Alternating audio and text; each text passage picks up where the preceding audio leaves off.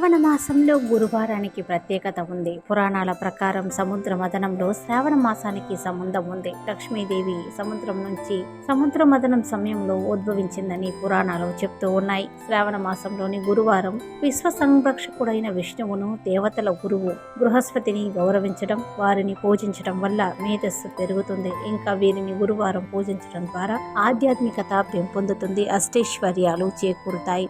విశ్వాన్ని కాపాడే విష్ణువును గురువారం నాడు పూజిస్తారు. విశ్వాన్ని కాపాడడంలో, శాంతి, శ్రేయస్సు, రక్షణను అందించడంలో ఆయన కీలక పాత్రను పోషిస్తారు. శ్రావణ మాసంలో జన్మ నక్షత్రం శ్రావణ నక్షత్రం అయిన విష్ణువుతో ఉన్న అనుబంధం గురువారం ఆరాధనకి చాలా శక్తివంతమైనది. ఈ నెలలో గురువారం నాడు విష్ణు ఒక ప్రార్థనలు చేయడం వల్ల అడ్డంకులు తొలగిపోతాయని, సామరస్యం పెరుగుతుందని, జీవితం సుఖమయం అవుతుందని పురాణాలు చెప్తూ ఉన్నాయి. అలాగే దేవతల గురువైన బృహస్పతి జ్ఞానం, విద్య, ధర్మాన్ని వ్యాపింపజేస్తాడు. వేద జ్యోతిష్య శాస్త్రంలో బృహస్పతి పెరుగుదల, అదృష్టానికి ప్రతీక.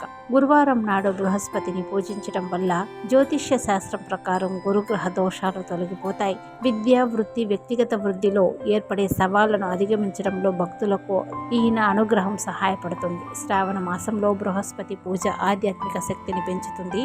అలాగే శ్రావణ గురువారం ధ్యానం, దాన ధర్మాలు భక్తికి అనువైన సమయంగా మారుస్తాయి.